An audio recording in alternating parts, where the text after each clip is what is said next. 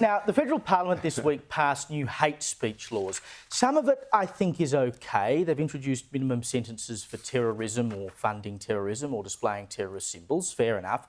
But it seems like the rise of antisemitism, which is absolutely a problem, has been used as a cloak to bring in a bunch of other rules that actually suppress freedom of speech. They were dealing with laws around inciting violence against certain groups. Now, those protected groups were previously race, religion, nationality, national or ethnic origin, or political opinion.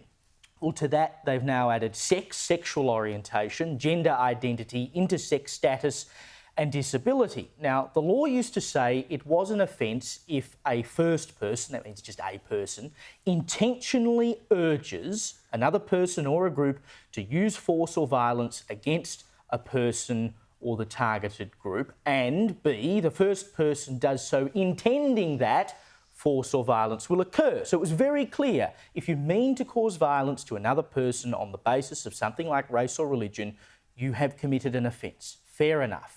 But now it says you've committed an offence if A, the first person advocates the use of force or violence against a group, the targeted group, and B, the first person does so reckless as to whether force or violence will occur.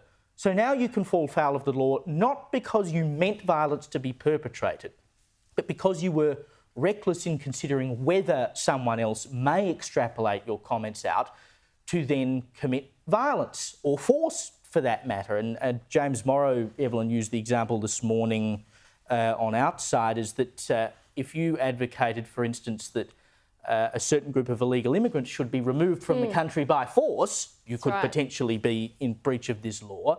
I used the example the other night on the Late Debate.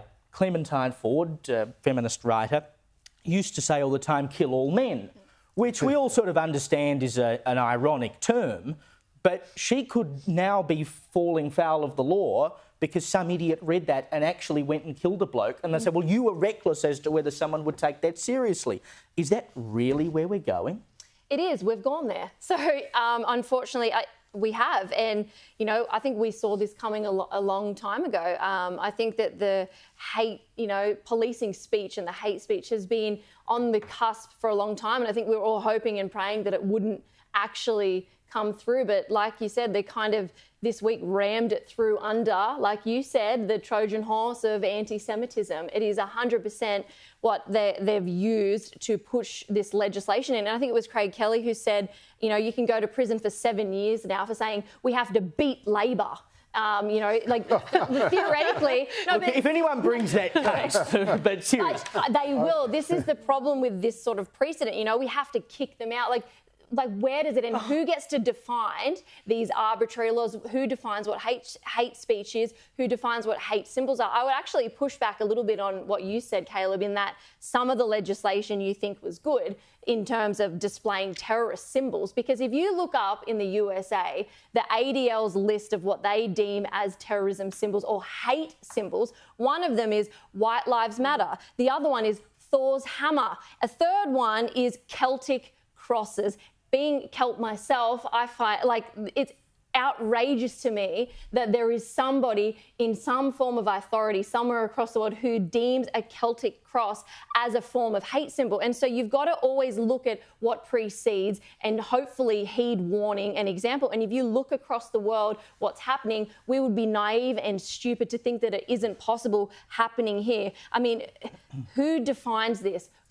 Who is the overhead sort of, defining this? Because look at Israel Folau. He lost his career because of something that he quoted from the Bible, from Jesus, from the Apostle Paul, direct scripture from the Christian faith. I'm a Christian. So here I am thinking, okay, am I reckless in quoting Corinthians? Am I reckless in talking about the letters that Paul wrote to the new church when he was giving them instructions on what should be happening?